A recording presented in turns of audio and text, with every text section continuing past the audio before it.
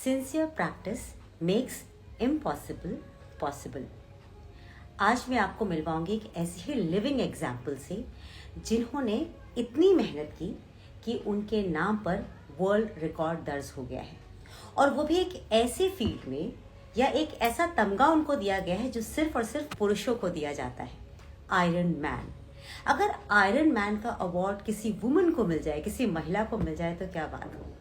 आज मेरे साथ है एक सुपर कॉप, यानी एक पुलिस वाली हैं आज मेरे साथ। नाम है उनका अश्विनी गोकुल देवरे। उन्हें मिला है India defence first women iron man award, और उन्हें गोल्ड मेडल्स मिले हैं बहुत सारे, क्योंकि वो ना अलग अलग किस्म के गेम्स खेलती हैं। वो एक एथलीट हैं, उन्हें कहते हैं कि ट्राई एथलीट हैं। वो अल्ट्रा साइकिलिस्ट हैं, अल्ट्रा रनर हैं, अल्ट्रा स्विमर हैं। उन्हें पावर लिफ्टिंग में भी बहुत सारे अवार्ड्स मिल चुके हैं। यानी पुलिस महकमे में जहाँ पे वो काम करती हैं, उन्होंने अपना नाम तो रोशन किया ही है, साथ ही अपने महकमे का भी नाम रोशन किया है। और वो ऐसे व्यक्तित्व हैं जिनकी तरह मुझे लगता है कि हर लड़की को बनना चाहिए, क्योंकि आजकल का समाज जैसा है, हम लड़कियों को अपनी सुरक्षा स्वयं सोचते हुए, भांपते हुए उस रास्ते पर चलना चाहिए जहां एक बार किसी भी गलत व्यक्ति को हमारी तरफ देखने से पहले 100 बार सोचना पड़े। तो चलिए मैं उन्हें भेजती हूँ एक छोटा सा रिक्वेस्ट, उनसे हम बात करते हैं। और अगर आप भी जानना चाहते हैं कि उनके पास इतनी शक्तियाँ आई कैसे, तो आप उनसे सवाल पूछ सकते हैं। अश्विनी जी, मैं आपको एक रिक्वेस्ट भेजती हूँ। मैम मैम, मुझे बहुत अच्छा लग रहा है कि आज मैं आपका इंटरव्यू करने वाली हूँ, एक सुपर कॉप का इंटरव्यू करने वाली हूँ, क्योंकि आप जितनी खूबसूरत हैं उतने ही खूबसूरत कारनामे भी आप करती हैं। मैम, थैंक यू सबसे पहले तो आप मैम। मुझे ये बताइए, आप कौन से वाले पुलिस स्टेशन में ट्रांसफर्ड हैं, कहाँ पे हैं आप आजकल? हाँ, नमस्ते मैम। मेरा नाम अश्विनी देवरे है और मैं महाराष्ट्र पुलिस में हूँ। मैं जो ऐसे मुंबई पुलिस में भर्ती हुई थी और बाद में मेरे हस्बैंड आर्मी में है, तो उनका ट्रांसफर इधर नासिक में हुआ था, तो मैं नासिक में अभी पोस्टेड हूँ, नासिक रोड पुलिस स्टेशन में। वाह, मतलब आपके घर में पूरा का पूरा माहौल जो है वो देशभक्ति का, सुरक्षा का वैसा रहता होगा। आप लोग क्या यस यस। आपस में, आप और आपके हस्बैंड भी ये सुरक्षा की ही बात करते रहते हैं पूरे टाइम? आपका मेन टॉपिक क्या रहता है बात करने का घर में? मेन टॉपिक वो बोलते कि तुम्हारे पुलिस लोग कैसे करते हैं, और मैं बोलती हूँ कभी कभी तो हमारे पुलिस तो ऐसे करते हैं, मगर आप लोग क्या करते हैं? अच्छा अच्छा, कभी किसी बात पे बहस हम्म, होती है मैम? कभी आप ऐसे कहते हैं कि हमारी पुलिस बेस्ट है, आप रहने दो, ऐसा कभी होता है? हमेशा होता रहता है मैम।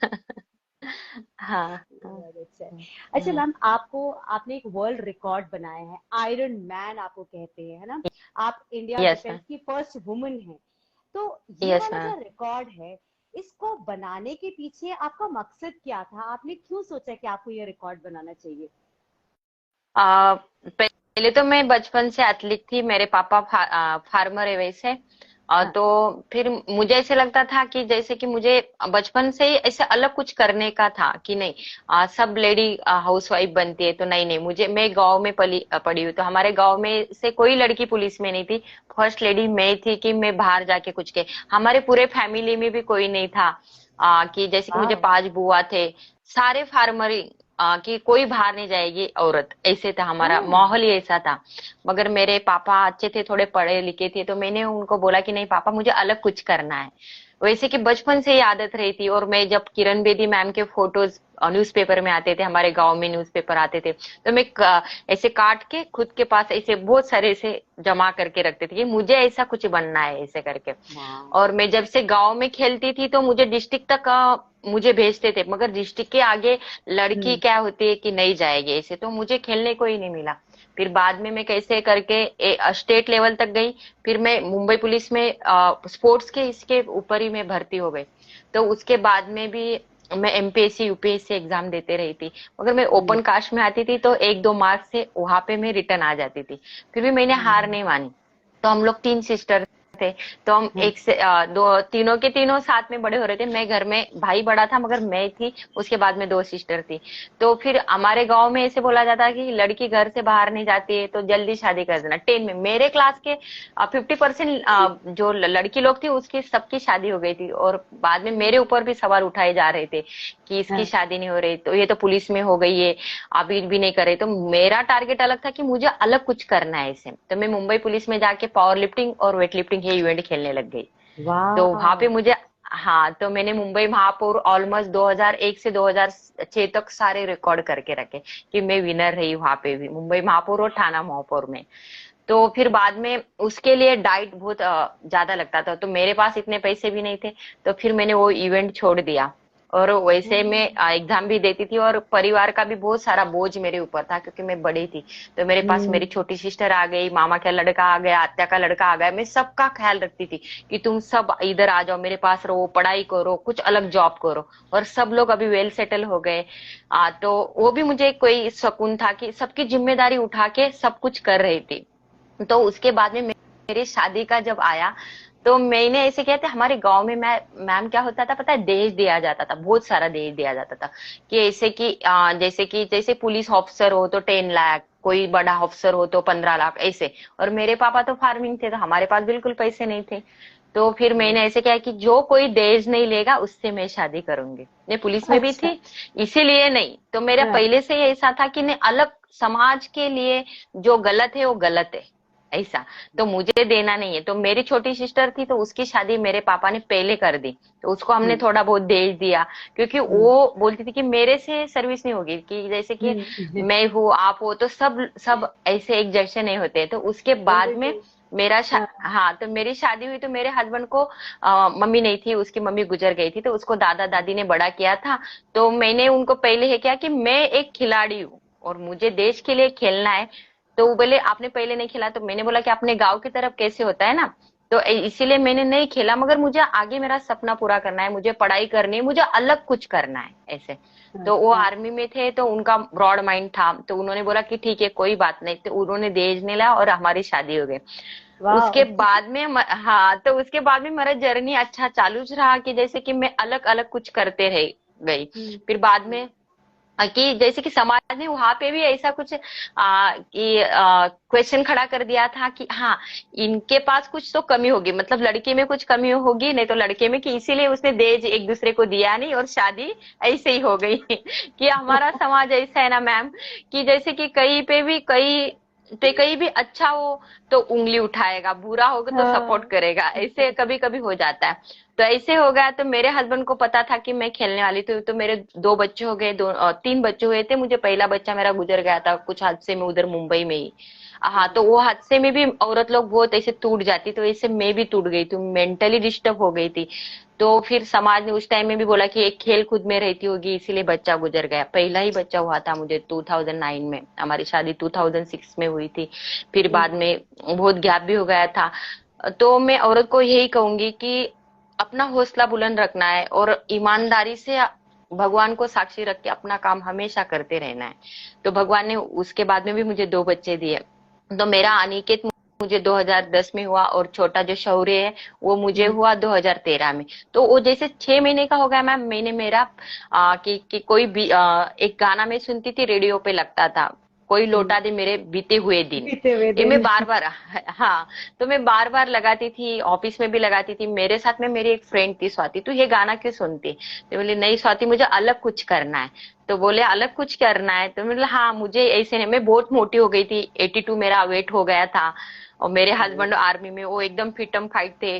तो हाँ, मुझे मतलब कि मैं थोड़ा सा अलग हो गई थी, क्योंकि मैं मुंबई से नासिक आ गई थी, तो ऐसे थोड़ा सा डिप्रेशन में चली गई थी कि मैं यहाँ का आ गई, मेरा तो सपना अलग था, यहाँ पे पूरा होगा या नहीं होगा, ऐसे सारा माहौल अलग हो गया था। तो हम्म, फिर मैंने मेरा 6 महीने का जो शौर्य था, मेरा जो अनिकेत था, वो दोनों भी बेबी सिटी में रहते थे। तो मैं औरत को यही कहूंगी, मेरे दोनों बच्चे, अभी एक बड़ा वाला 14 साल का है और छोटा 10 साल का है, तो मैंने दोनों को ही किसी का सपोर्ट नहीं लिया एक दिन भी संभालने के लिए। मेरी जो दादी थी वो कभी कभी आती थी संभालने के लिए, तो मैंने बेबी सिटी में दोनों को रखती थी। तो हम्म, जब मेरी छुट्टी 9 बजे हो जाती थी।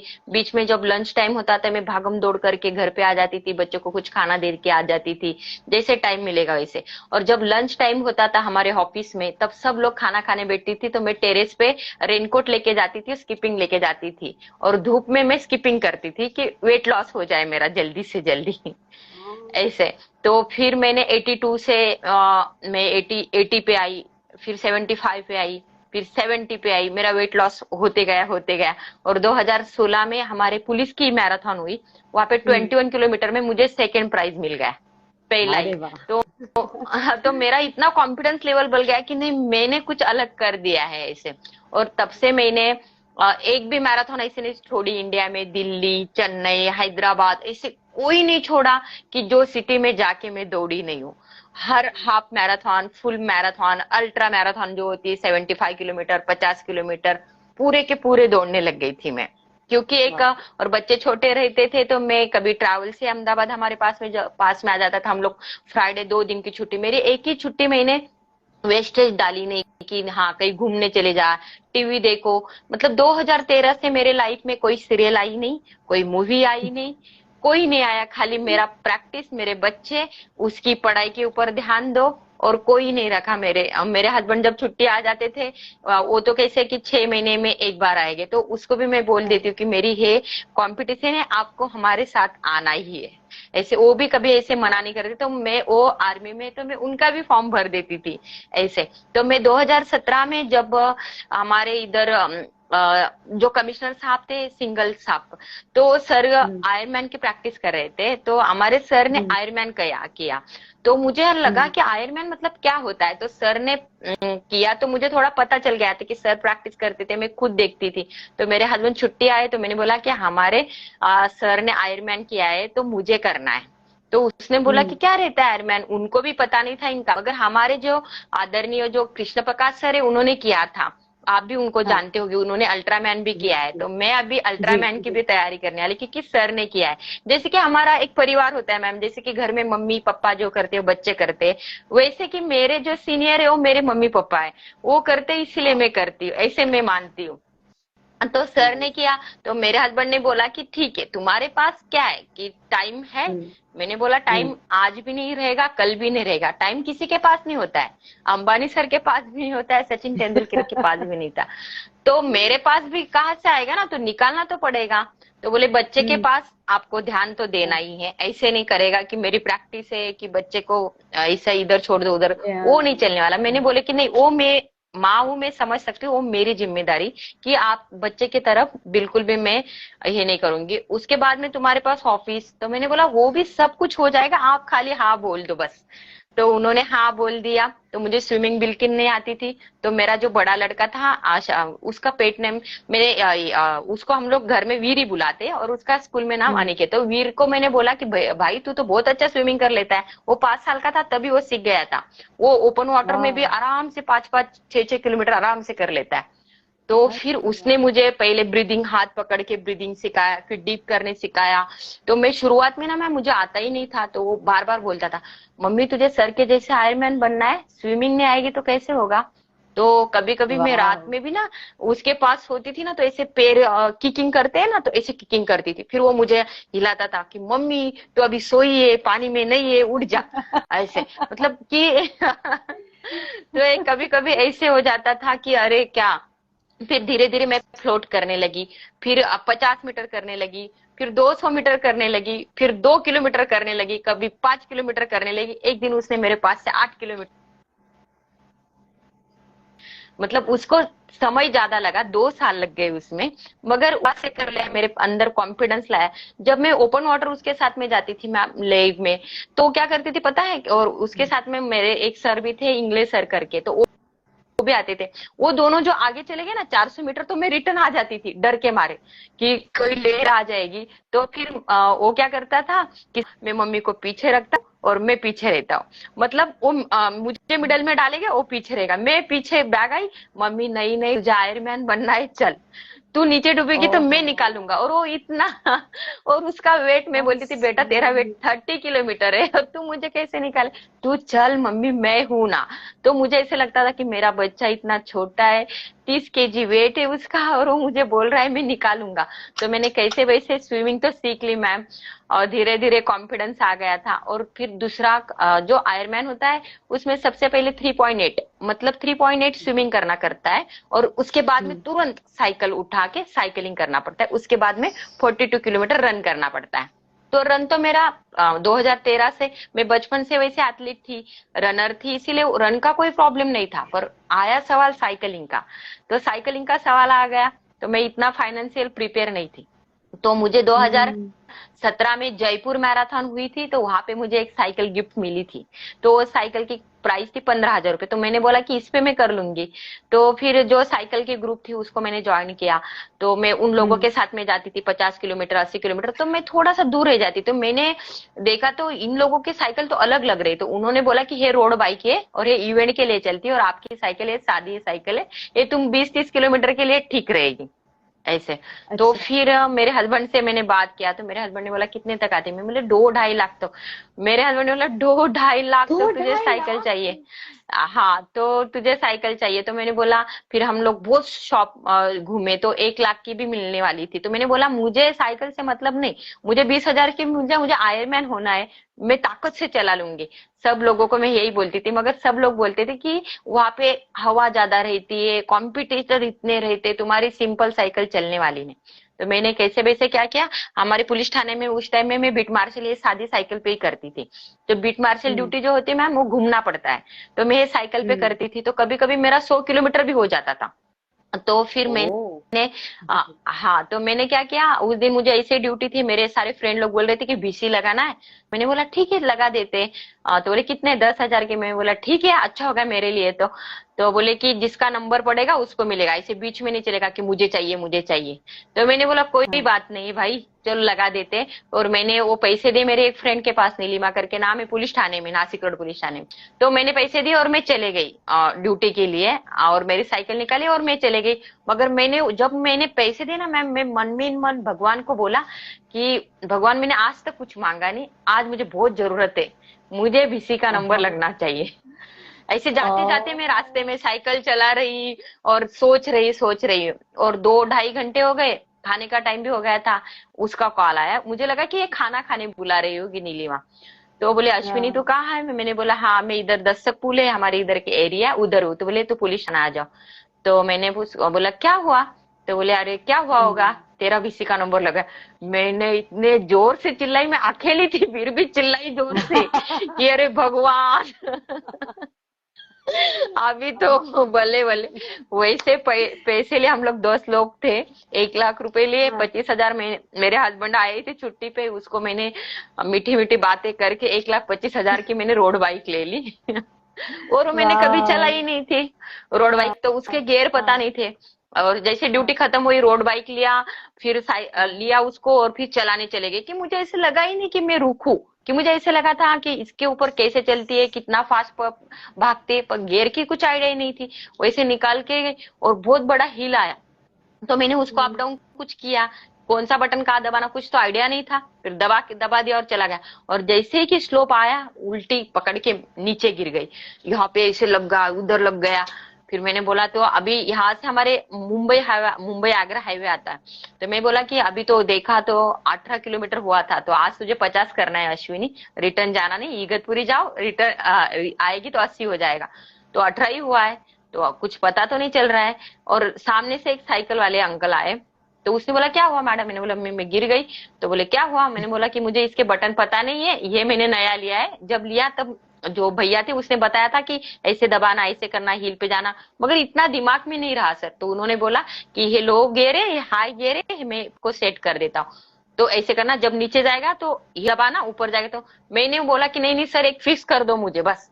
और मैंने जहाँ पे भी चट्टान आ जाए तभी भी मैंने उसको बटन को हाथ नहीं लगाया, और कुछ स्लोप आ जाए तो मैंने नहीं लगाया उसको हाथ, बस चलाते गई रिटर्न आ गई। तो इतने पैर भी भर गए थे, इतनी बॉडी पेन कर रही थी, क्योंकि इतने जोर से कभी साइकिल चलाई ही नहीं थी। और जो मेरी साइकिल थी पहले वाली, तो वो सिंपल थी, वो नॉर्मल अपना चलाते रहो, ताकत से चलाते रहो, बस इतना ही पता था। इसको ताकत भी और उसको माइंड भी थोड़ा सा प्रिपेयर लगता है, क्योंकि वो रोड बाइक है, जैसे कि हमारी कंगन होती है ऐसे घूम जाएगी, वहां वैसे कहीं पे भी घूम जाती हो, उसको बहुत ऐसे। फिर ओ। बाद में मैंने मेडिटेशन किया, उसके ऊपर जैसे कि एरो बार लगाए, बाद में वो एरो बार लगा के हम लोग रेस में देखते, देखो कि ऐसे पकड़ के फिर ऐसे ऐसे ऐसे ऐसे भाग, जितना तुम केडल्स डालोगे उतना वो फास्ट भागेगी, वो सारे किए। फिर दूसरे दिन इतना बॉडी पेन हो रहा था, तो मैंने बोला कि नहीं नहीं अश्विनी चल भाई, फिर और उसको निकाला। फिर उसका नाम मैंने, हमारे इधर हिरकनी की एक कथा थी, तो उस दिन मुझे रात को वही याद आई कि जब वो भी दूध बेचने गई थी और अंधेरा हो गया था, तो उसको वो जो रायगढ़ किला होता है, आपने कभी शिवाजी महाराज की वो स्टोरी भी सुनी होगी, तो उसका बच्चा नीचे रह गया था और वो ऊपर ही रह गई थी, तो उसने भी उनकी राह देख के वो बच्चे को मिलने की रात को जो कड़ाकी, वहां से वो निकल ही नहीं पाने वाली थी, फिर भी वो निकल गई थी। तो मैंने मेरे साइकिल का नाम हिरकनी रखा, क्योंकि मेरे भी दोनों बच्चे हाँ। घर पे रहते थे। क्योंकि मैं भी जब बाहर जाती थी, कभी 200 किलोमीटर चले जाती थी, कभी 300 किलोमीटर चले जाती थी, तो वो घर पे रहते थे। और दूसरा मैं ये जरूर कहूंगी मैम, मैं 2 साल में एक भी संडे बच्चे के साथ में नहीं रही, क्योंकि मैं, मेरा संडे का वर्कआउट 12 घंटे का रहता था। इसीलिए तो मुझे फिर और वो जो आयरमैन का वर्कआउट होता है, वो ब्रिक वर्कआउट बोलते हैं उसको। जैसे कि तुम रनिंग कर लिया, तुरंत साइकिल उठा लो, कभी स्विमिंग कर लिया तो तुरंत साइकिलिंग कर लो। तो ऐसे मतलब अल्टरनेट करते रहता है, कि बॉडी को वो फीलिंग देना पड़ता है हमें, कि ऐसे नहीं कि चलो रनिंग कर लिया आराम कर लिया, ऐसे नहीं होता है। कभी जिम करना पड़ता है, स्ट्रेंथ वर्कआउट करना पड़ता है। फिर उसके बाद में कई साइकिल लगाना, फिर जहाँ पे सेफ्टी हो, फिर वहां से रनिंग स्टार्ट कर दो, ये सब करना पड़ता था। तो सर ने आयरमैन किया, तो इसीलिए मुझे ऐसे लगा कि नहीं। तो फिर मेरे मन में आया कि चलो हम लोग कोई लेडी को ढूंढते। फिर हमने गूगल सर्च किया, बहुत सारे इधर से उधर से किया कि हमारे डिफेंस में किसने किया है, तो किसी ने भी नहीं किया था। फिर भी मुझे ऐसे लगा कि ठीक है, मैं कई स्टडी में कम हो गई हूँ, किसी ने किया होगा। फिर जब मैं कजाकिस्तान जाने वाली थी, ये इवेंट मैंने कजाकिस्तान में ही क्यों किया, इसके पीछे भी एक हाँ। रीजन है मैम, कि वहां पे ना वो जो कंट्री है ना, वो थोड़ी सी सस्ती कंट्री है, कि मेरे पास इतने फाइनेंशियल में प्रिपेयर नहीं थी कि मैं ज्यादा पैसा खर्च करके ऑस्ट्रेलिया जाऊँ, अमेरिका जाऊँ, कि वहां पे मैं नहीं कर सकती थी। तो इसीलिए मैंने कजाकिस्तान सिलेक्ट किया था, कि वहां पे मुझे कम पैसे में आयरमैन बनना था। और दूसरा ये रहा कि जैसे कि मैंने 2020 में मुझे आयरमैन करना था, तो कोविड आ गया, तो बीच में और हम्म। मुझे वेट करना पड़ा। तो और मेरी प्रैक्टिस बढ़ गई, न्यूट्रिशन बढ़ गया, और बच्चे के पास से हेल्प लेती थी मैं बहुत ज्यादा, किसी की हेल्प नहीं ली, मगर मेरे बच्चे के पास से मैं ज्यादा हेल्प ऐसे लिया कि बड़े बच्चे को, भाई तू छोटे को संभाल ले, ये लास्ट संडे वो छोटा था ना, उसको समझता ही नहीं था इतना कि लास्ट संडे मम्मी का कब आएगा, ऐसे। कि वो बोलता था कि मम्मी, हाँ। और जब कोविड आ गया था, तो मेरी कभी कभी ड्यूटी होती थी, बिट हॉस्पिटल हमारा इधर का था, तो मैं पीछे वाले रूम में रहती थी, बच्चे कभी आगे वाले रूम में रहते थे। मैं टेरेस पे जाके स्कीपिंग करती थी, क्योंकि मुझे ऐसे डरा डरा से सपने आ जाते थे कि मैंने इतना खर्चा करके रखा है, इतने साइकिल लिए, रजिस्ट्रेशन करके रखा है, इवेंट तो पोस्टपोन्ड हो गया, तो इतना खर्चा कैसे होगा, वहां जाके क्या होगा, जैसे कि मेरा स्विमिंग अच्छा नहीं होगा, क्या हो जाएगा, ऐसे डर भी लगता था। और एक अंदर से आवाज भी आती कि नहीं, तेरा सब कुछ अच्छा होने वाला है, तू खाली प्रैक्टिस कर बस। एक आवाज अंदर से यही भी आती थी कि तुझे कोई नहीं हरा सकता है अश्विनी, तू लगे रहो बस। इसीलिए मुझे रात को भी ना, सब लोग बोलते तू सोती कब है यार अश्विनी। तो जब कोविड होता था, तो मैं कभी कभी 12 से 3 रात को साइकिलिंग कर लेती थी, कोई नहीं, कभी कभी हमारे पुलिस लोग बोल देते थे कि मैडम ऐसा मत करो, इतने रात को मत निकलो। मगर मुझे जो रोड बाइक नहीं आती थी, उसका प्रैक्टिस मैंने ज्यादा से ज्यादा रात को 12 से 3 ही किया है ये रोड पे, क्योंकि वहां पे कोई ओ। रिक्शा वाला नहीं रहता था, कोई गाड़ी नहीं रहती थी। मेरी हिरकनी और मैं, हम दोनों कभी कभी बातें भी कर लेते थे रात में। और कभी कभी फिर मेरा कॉन्फिडेंस लेवल तब उसी टाइम में मैंने ये किया, कि मैं बहुत सारे औरत को और महिला को यही कहूंगी कि हमारे अंदर जो आवाज होती है, जो शक्ति होती है, उसको हमें पहचानना है। मैं ऐसे बोल देती कि मेरे हस्बैंड यहाँ नहीं है, मेरे पास सास नहीं है, ससुर नहीं है, मेरे बच्चों को मैं अकेले कैसे छोड़ू, या मैं रात को कैसे अकेले जाऊं, ऐसा कुछ नहीं होता है। कि बस एक माइंड में फिट कर लो कि मुझे कुछ नहीं होने वाला है, मुझे मेरा टारगेट अचीव करना है, और वो अचीव हो जाता है। तो मैंने 14 अगस्त 2022 में मैं कजाकिस्तान, तो उस टाइम में भी थोड़ा हम्म। सा और भगवान को ऐसे लगा होगा कि इसने इतना किया है ना, इसको और थोड़ा सा आजमा लेते। तो भगवान ने वही किया कि हम लोग 11 तारीख को यहाँ से निकले थे, महाराष्ट्र से हम लोग दिल्ली गए बैठने। तो दिल्ली से हमारा फ्लाइट था इधर कजाकिस्तान में नूर सुल्तान सिटी से। तो फिर हम लोग वहां पे उतर गए। तो हमारा इवेंट 13 तारीख 12 को मॉर्निंग, और एक दिन मिला हमें 13 को। तो 12 को जैसे कि हम लोग मॉर्निंग में गए, तो मेरे साथ में हमारे नासिक से और लोग थे, 5-6 लोग थे, और कोई लोग तो 8 दिन पहले गए थे, कोई लोग 15 दिन की। वहां वहां पे वो लोग मैच होना चाह रहे थे। मैं नहीं जा सकती थी कि वहां के होटल का ज्यादा खर्चा भी मेरा बढ़ जाएगा, और मेरे बच्चे के पास भी थोड़ा सा ध्यान। मेरे हस्बैंड छुट्टी लेके आए थे 20 दिन। फिर मेरे मम्मी पापा फार्मर फिर भी मैंने पापा को बोला था कि थोड़े दिन पापा, खाली 5-6 दिन आप आ जाओ मेरे बच्चे के लिए, क्योंकि मैं उसका स्कूल भी नहीं मिस कर थी। तो फिर वो लोग आ गए, फिर मैं चले गई। तो वहां जाके क्या हुआ कि जैसे कि मैं 12 तारीख को मॉर्निंग गई, ये सारे लोग सोए थे। तो उधर मैं होटल वाले को पूछा कि यहाँ से जो आयरमैन के लोग आ रहे हैं जा रहे, तो लैंग्वेज थोड़ा सा प्रॉब्लम तो होता ही है। तो फिर भी मैंने उनके पीछे पीछे गई, और मैंने देख लिया कि यही स्टार्टिंग पॉइंट है भाई, यही है अश्विनी। मैंने स्विमिंग का कॉस्ट्यूम पहन लिया और जंप मार दी कि थोड़ा सा फीलिंग ले लेते ये पानी का। और इतना कूल वाटर था मैम, क्या बताऊं मैं आपको, इतना कूल वाटर था। और वो जैसे कि मुंह में उसमें थोड़ा पानी चला गया मेरा, वैसे मैंने स्विमिंग किया थोड़ा सा। फिर थोड़ा सा डर भी लगा, अरे बाप रे ये वाटर ऐसा है, उस दिन कैसा होगा ऐसा। मैंने बोला चल अश्विनी कुछ नहीं होता है, तूने कितने मतलब बहुत सारे इधर से यहाँ तक आई है, कुछ नहीं होगा, कर। फिर मैंने कर लिया। फिर बाद में आई, थोड़ा साइकिलिंग फिटिंग किया वो सब को, और दोपहर हो गई, मुझे बुखार होने लग गया। और फिर बाद में रात को थोड़ा सा खांसी भी होने लगा। और हमारे नासिक से हमारे साथ में 2 डॉक्टर लोग आए थे। तो एक गजाले सर थे, मैंने उनको कॉल किया, तो उनको होटल मेरे होटल के सामने था। उन्होंने बोला कि मैडम हमने दवाई लाई, वैसे मैं भी लेके गई थी जुकाम के वगैरह। तो मैंने उनको दिखाया कि सर ये भी दवाई है मेरे पास। उन्होंने बोला ये रख लो, ये वाले ले लो। फिर भी 13 तारीख को जुकाम भी और बुखार भी थोड़ा सा और ज्यादा बढ़ गया। तो मैंने बोला अभी क्या होगा। फिर और दूसरे डॉक्टर हमारे होटल में थे, उनको मैंने बोला कि सर ने ये दवाई दी है और ये दवाई है। तो उन्होंने बोला कि मैडम आपने क्यों किया वो स्विमिंग। मैंने बोला कि सर आप लोगों ने तो 2-4 दिन पहले आके कर लिया, तो मैं क्यों नहीं करूं। तो मुझे भी थोड़ा सा फीलिंग लेना था। तो फिर रात को मैंने कुछ खाया ही नहीं, मतलब खाने का भी उधर का थोड़ा सा अलग भी था, और मुझे बुखार की वजह से टेस्ट नहीं रही, और थोड़ा सा इसे मतलब वो सफर हो गया था, और डिप्रेशन में चले गई थी। फिर मैंने थोड़ा सा मेडिटेशन किया, बुखार तो था ही था।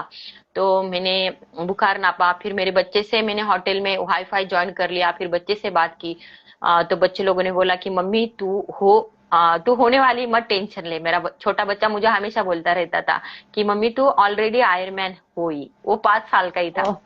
क्यों इतना टेंशन लेती है, ऐसे बोलता है अभी भी। जैसे कि मैं मैराथन गई, उसको कॉल किया कि शौर्य मेरे मैराथन हो गई, क्या हुआ। अरे मम्मी तू फर्स्ट ही आई होगी, मैं सेकंड भी रहना मैम तो वही बोलेगा।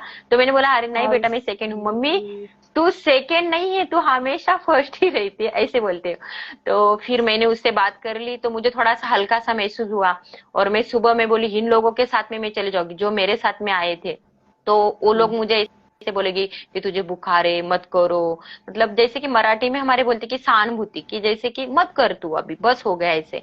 तो मैंने ऐसे कुछ नहीं किया। मैंने मेरे साइकिल तो हम लोग पहले दिन ही नग लगा के आई थी, मेरा सामान लिया उठाया, साइकिल के पास मेरे पानी की बोतल, जो रनिंग का सामान था खाने का, वो सब रख दिया। सुबह गई, निकलने के पहले मैंने बुखार का जो ये था नापा, तो 103 बुखार था। तो मैंने बोला अश्विनी कुछ नहीं यार, जो गरीब के लड़के होते हैं रास्ते पे रुकते, उसको तो कितना बुखार होता है, क्या होता है, तुझे तो कुछ नहीं, चल यार। फिर मैंने भगवान का मेरे साथ में फोटो लेके गई थी, हमारे सर थे उसने गजानन महाराज करके हमारे भगवान है। मैंने पैर पड़ा और मैंने बोला भगवान मैं अभी तो खाली हाथ जा रही हूँ, मगर आपको मुझे कुछ देना है। मैं जब यहाँ पे आऊंगी होटल में तो मैं मेडल लेके ही आऊंगी, खाली हाथ नहीं आऊंगी। तो वैसे ही मैंने पानी में जैसे कि स्टार्टिंग पॉइंट पे चले गई, ये लोगों को पता ही नहीं चला था कि मेरे साथ वाले की अश्विनी कहाँ गई। तो मैंने उनको पता चल गया होगा कि ये चले गई होगी, क्योंकि जैसे भी मैं प्रैक्टिस में भी किसी के साथ ज्यादा प्रैक्टिस नहीं करती थी। मेरा टाइम जैसे रहेगा वैसे मैं मेरे हिसाब से मैं प्रैक्टिस करती थी। इन लोगों का टाइम कैसे रहता है कि जैसे कि इनके घर पे, हाँ इनके घर पे कैसे कि उनकी वाइफ रहेगी तो वो खाना निकाल के रखेगी, उनके कपड़े निकाल के। यहाँ पे मेरा ऐसा कुछ नहीं था मैम, जो भी करना है खुद करना है, खाना बनाना है खुद बनाना है, कपड़े धोना है खुद करना है, जो भी काम काम करना है, तुझे खुद ही करना है अश्विनी, तुझे कोई हेल्प करने वाला नहीं है। तो वैसे ही मैं वहां पे चले गई। फिर वहां पे जाने के बाद में हमारे साथ में मेरे सीनियर साहब थे, मंगे चौहान सर, उसने मुझे आवाज दिया, अरे मैडम क्या कर रहे हो इधर। मैंने बोला कुछ नहीं सर। मैं सर के पास भी नहीं पास में गई, मैं दूर से ही बोला कि सर ऑल दी बेस्ट, और वहां से मैं डायरेक्ट सबसे आगे पानी में खड़े हो गई। और वहां का ही एक नूर सुल्तान का ही हमारे एक विजय सर थे, उनका हाँ। फ्रेंड, वो उसने मुझे हाय क्या बोले, आप ही अश्विनी हो। मैंने बोला हाँ मैं ही अश्विनी। वो उधर के ही थे, वो भी आयरमैन ही करने हम्म। वाले थे। तो उसने मुझे बोला कि तुम इतना आगे मत रखो कि पीछे से लोग आपको ढका देंगे। मैंने बोला नहीं, मैं आगे ही रहने वाली हूँ। तो फिर जैसे कि फिर मैंने वो जैसे जैसे ज्यादा रश आने लगी तो देख लिया। फिर उन्होंने जो ऑर्गेनाइजर थे उन्होंने सेकंड लॉट में मुझे डाल दिया, और जो फर्स्ट लॉट में थे उसका क्या अलग था, उन लोगों के उस उधर रख दिया। फिर मैंने धीरे से आगे से ऐसे झुक के और फर्स्ट लॉट में ही जंप मार दी। जैसे जंप मार दी मैम, बुखार ही इतना था मुझे, और वो ठंड पानी तो इतना कि सर में सबकी आवाज आने लग गई, ऐसे अलग अलग से आवाज आने लग गई। और जैसे कि 100 मीटर आगे गई हुई तो मुझे ऐसे लगा कि अश्विनी तेरा कुछ अच्छा नहीं लग रहा है, मगर ऐसा। तो फिर जैसे कि मैं उसको हाथ दे देती कि नहीं, मेरी सांस फूल रही है, खांसी की वजह से मुंह में पानी जा रहा था, और खांसी भी हो रही है, मुंह में पानी भी जा रहा है। तो फिर मैंने क्या किया, जैसे कि मुझे ऐसे मन में एक सेकंड के लिए ऐसे सवाल आ गया कि मैं किसी की हेल्प लेके ऊपर चले जाऊं, कि जैसे कि साइड में उनकी बोट चल रही थी, मगर हाथ दिया बोट में चले गए तो हम लोग डिस्क्वालिफाइड हो जाते, ये हमें पहले ही ओहो। पता था। तो फिर हम्म। मेरा मेरा हाथ ऊपर होने, तब भी मुझे मेरा छोटा बच्चे का आवाज आ गया कि mummy come on come on come on करके। मैंने बोला अरे यहाँ पे शौर्य कैसे आ गया। वो बुखार था ना, तो बुखार में मुझे पता ही नहीं चल रहा है कि मैं क्या कर रही हूँ ऐसे, मगर मुझे ये पता चल रहा था कि तुझे आवाज आ रही है अश्विनी, तू हाथ ऊपर मत कर, तू चल आगे। फिर जैसे कि 230 मीटर हो गया, 400 मीटर हो गया, तो 1 किलोमीटर हो गया, फिर मेरा कॉन्फिडेंस लेवल बढ़ गया। 1 किलोमीटर हो गया, 2 किलोमीटर हो गया, 3 हो गया, 3.8 ही करना था तो थोड़ा ज्यादा ही हो गया, 4 किलोमीटर 200 मीटर ज्यादा ही हो गया। वो बुखार की वजह से समझ में नहीं आ रहा है ना कि इधर जा रहे इधर जा रहे। और जो वो ऑनलाइन बच्चे देख रहे थे मेरा घर में देख के कि हाँ। मम्मी क्या कर रही है। तो हाँ, और जैसे मैं पानी में पड़ी थी तो मेरे बच्चे का आवाज आ रहा था, तो जैसे मैं 1 किलोमीटर चले गई तो तब मुझे पता चला कि अश्विनी तू यहाँ पे नहीं है भाई, तू दूसरे कंट्री में है, तू आयरमैन कर रही है, चल भाग। फिर मैं बाहर आई तो मेरी हिरकनी मेरी राह देख रही थी, वैसे ही मैंने उठाया। हाँ, और उठाया तो मुझे दिख नहीं रहा था, एक आदमी का जोर से पैर उधर ऐसे, बहुत ज्यादा रश होते, इतने मारते लोग एक दूसरे को, कोई किसी को नहीं बोलता है कि वो रश ही होते। तो तू साइड में निकल जा अश्विनी। फिर कहाँ निकले ना, तो ऐसे आंख इतनी बड़ी सुजन हो गई थी, दिख नहीं रहा था। वैसे वैसे देखा मेरी हिरकनी को, मैंने बोला हिरकनी मैं आ गई भाई, चल अभी। वैसे ही मैंने वो पानी भी नहीं पिया, वहां पे लगाया था, हिरकनी को उठाया, मैंने बोला हिरकनी तुझे यहाँ पे सेफ आना है भाई, मुझे पता नहीं, तुझे लेके आना है मुझे। तो मैं हमेशा प्रैक्टिस में भी उनके साथ में बात करती थी मैम, वो मेरी इतना बेस्ट फ्रेंड है ना, मैं आपको क्या बताऊं। वो कभी भी पंचर हो जाती थी प्रैक्टिस में तो मैं उसको कभी ऐसे ढकल के लेके नहीं आई, मैं उसको ऐसे कंधे पे उठा के लेके आ जाती थी। और मैं उसको बोलती थी कि भाई चल, तू हमेशा मुझे उठाती, आज मैं तुझे उठा लेती हूँ। तो उसमें हाँ। मेरा क्या हो जाता था कि मेरा प्यार उससे जता जाता था, और दूसरा मेरा स्ट्रेंथ वर्कआउट भी हो जाता था। फिर उस दिन मैं शाम को जिम में जाती नहीं थी, तो हम दोनों का ऐसे लगन हो गया था। फिर मैंने उसको बोला कि आपको यहाँ पे आना है भाई, चल। और वो फिर उसको मैंने ढकाल के उसका एक वहां पे जाके स्टार्टिंग पॉइंट होता है, वहां तक हम लोग साइकिल पे नहीं बैठ सकते। फिर वहां से हम्म। साइकिलिंग का स्टार्टिंग पॉइंट होता है, मैं बैठ गई, फिर चले गई। तो मुझे ना ऐसे ठंड से मैं हवा से ऐसे उड़ने लग गई, पता नहीं वो बुखार की वजह से हो गया कि क्या। फिर हमारे जो डॉक्टर थे ना हमारे साथ में आए पवार करके, तो मैंने बोला कि सर मुझे बहुत ही ज्यादा ठंड लगने लग गई, पता नहीं क्या हो गया, इतनी धूप भी है। तो वो बोले कि मैडम अभी और ज्यादा धूप बढ़ेगी तो तुम्हारी ठंड कम हो जाएगी, और वो जो मैंने दवाई दी थी ना वो लाई है। मैंने बोला हाँ सर, ये मैंने हिरकनी की इधर पॉकेट में रखा है, मेरी जो साइकिल है ना उसके ऊपर एक पॉकेट लगा था, उधर मैंने खाने का साइड में रखा था, और इधर दवाई। तो बोले मैडम आप वो दवाई ले लो। मैंने साइड पे साइकिल लिया, दवाई खा ली, बस उतनी साइकिल मैंने साइड पे लिया मैडम। फिर 180 किलोमीटर में आ गई, तब तक मैंने मेरे हिरकनी को खाली मैं बोलती थी पूछ हिरकनी पूछ। और हमने हाँ, फिनिशिंग लाइन पे आ गए। फिर मैंने हिरकनी को क्या बोलते हैं ना, धन्यवाद किया। मैंने बोला कि भाई तू मुझे यहाँ तक लेके आ गई, अभी हम आयरन होने के कोई नहीं रोक सकता है, मैं भी जा रही हूँ। और मैंने खुद को बोला कि अश्विनी 42 ही भागना है यार, तू तो 100 किलोमीटर भागती है, कुछ नहीं है। फिर हम लोग रनिंग करने लग गए। और फिर रनिंग करते टाइम भी थोड़ा सा मौसम अच्छा हो गया था, शाम का टाइम हो गया था, 5-6 बज गए थे, तो उस टाइम में मेरा थोड़ा जो दवाई खाई थी तो बुखार भी थोड़ा कम होने लगा था, खांसी भी कम होने लग गया था। और फिर मेरा रनिंग हो गया। जब मैं फिनिशिंग पॉइंट पे आई तो मुझे इतना रोना आया मैम, मैं आपको बता ही नहीं सकती थी। और मेरे पास ना फोन था, और मेरे बच्चों को घर पे पता चल गया था कि मम्मी आयरन बन गई। और मैं इतनी रो रही थी, सब लोग बोल रहे क्यों रो रही यार अश्विनी। अब मेरे साथ में हमारे सर लोग भी थे, वो भी बोल रहे थे क्यों रो रही इतना। मैंने बोला कि ये लाइन के लिए मैंने 2 साल क्या क्या नहीं किया है मुझे ही पता है। और सही ये बात लाइन है। के लिए मतलब हाँ, तो मेरा ये बहुत बड़ा सपना था मेरे लिए। और वहां पे जो हमारे जो सीनियर साहब थे, मंगे चौहान सर, वो राह ही देख रहे थे कि अभी मैडम आने वाली है। तो मैडम ने बोला कॉन्ग्रेचुलेशन मैडम, आप बताओ पूरे डिफेंस की फर्स्ट लेडीज गए हो। मैंने बोला क्या बोला सर। मैंने बोला हाँ। और उन्होंने 17 घंटे दिए थे कंप्लीट करने के लिए, कजाकिस्तान में 17 घंटे हाँ। दिए थे, तो मैंने 14 घंटे 24 मिनट में कंप्लीट कर दिया था। वाओ, वाह, क्या बात है, हाँ कंग्रेचुलेशन। हाँ, सच thank a you. Proud moment, ऐसा सच अ प्राउड मोमेंट। हम्म, आपका पूरी जर्नी इतनी अमेजिंग है ना मैम, मैं आपको बता नहीं सकती। हाँ आपको सुन करके मुझे ऐसा लग रहा है कि अगर हम लोग आपका 1% भी फॉलो करना शुरू कर देंगे तो हम सब लोग वो सपने अचीव कर सकते हैं जो हम लोग कई बार छोड़ देते हैं ना, सोच के कि पता नहीं हम यस, कर सकते हैं नहीं। आप 103 फीवर में या इतना कुछ कर सकते हैं, मुझे लगता है इस बीच में अगर आपका फीवर बढ़ा भी होगा तो आपको पता नहीं है, लेकिन पता आपने नहीं। फीवर को हाँ, तो कुछ समझा ही नहीं। हम लोग तो अगर 99 होता है ना, बिस्तर पे लेट के थर्मामीटर लगा के लेट जाते हैं, अरे मुझे फीवर है। सैल्यूट नहीं है नहीं ma'am, salute to ma'am, you सच में। नहीं नहीं, हम लोग नारी कुछ भी कर सकते हैं ऐसे, कि हम लोग ऐसे रुक नहीं सकते हैं कि हमने तय कर लिया तो हम लोग कुछ भी कर सकते हैं। खाली मैं महिला को यही कहूंगी कि हम खुद को कमजोर ना समझे, जो सिचुएशन बिल्कुल है ठीक है। उसको अच्छे से हैंडल करें ऐसे। Thank you ma'am, thank you so much. आपकी हम्म, जर्नी इतनी अमेजिंग है, मैंने सोचा था कि मैं आपसे क्या क्या पूछूंगी, लेकिन आपने अपनी बातों में इतनी सारी इंपॉर्टेंट पॉइंट्स बता दिए जो कि हम सब लोगों के लाइफ को एक रास्ता देने के लिए काफी है। अगर चलते चलते मैं आपसे उन सभी लड़कियों के लिए बोलूं जो आजकल की लड़कियां हैं, हम लोग क्या है कि हम लोग आधे से ज्यादा लोग, हम लोगों का पूरा फोकस हम कैसे दिख रहे हैं पे जाता है। हम इस चीज को ध्यान नहीं देते कि हमारे अंदर किस तरह की शक्ति होनी चाहिए। आप एज अ वुमन, आपको भी पता है कि नारी को सौंदर्य का रूप माना जाता है ना, सौंदर्य, ब्यूटी और एक साथ ही मानी जाती है, कॉम्प्लीमेंट करते हैं एक दूसरे को। हमारे अंदर ऐसी और कौन सी चीज होनी चाहिए जिसे हमें और निखारने की जरूरत है? हमारे अंदर मैम हम खुद से ईमानदारी से रहे बस। हम जो भी फील्ड में हो, ईमानदारी से काम कीजिए, हम इतने निखारेंगे ना। जैसे कि सौंदर्य से निखारना अलग होता है, खुद के अंदर से निखारना अलग होता है। तो मैं सारे महिलाओं को यही कहूंगी, तुम फील्ड कौन सा भी हो, ईमानदारी से काम करो, सच्चाई से काम करो बस।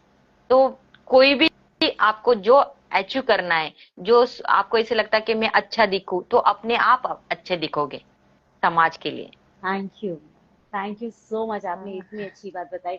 और जो दर्शक हैं उनको मैं बता दूं कि अभी तक मैम को 102 से ज्यादा मेडल्स मिल चुके हैं ना मैम। मुझे लगता है जब तक यस 102 बता रही तो हो सकता है इससे बहुत सारे ज्यादा एक्स्ट्रा हो गए होंगे आपके पास। यस, तो हाँ यस, इतने सारे मेडल्स लेके एक पावरफुल पुलिस वाली महिला आज हमारे बीच में है, जो कि जिन्हें की आयरन मैन का खिताब मिला हुआ है। पहली डिफेंस वुमेन डिफेंस में एक महिला है जिसके आयरन मैन का अवार्ड मिला हुआ है। ये तमगा इनको मिला है। मुझे लगता है हम सभी महिलाओं के लिए बहुत गर्व की बात है, गौरव की बात है। Thank you so much ma'am. और मेरी तरफ से आप अपने बच्चों को बहुत सारा प्यार दीजिएगा, क्योंकि इन बच्चों के प्रोत्साहन की वजह से, उनके सपोर्ट की वजह से आप सच में बहुत आगे बढ़ी हुई हैं।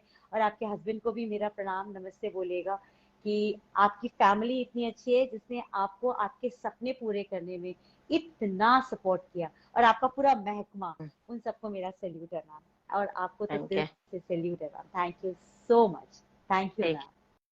Thank you. ठीक है, नमस्ते।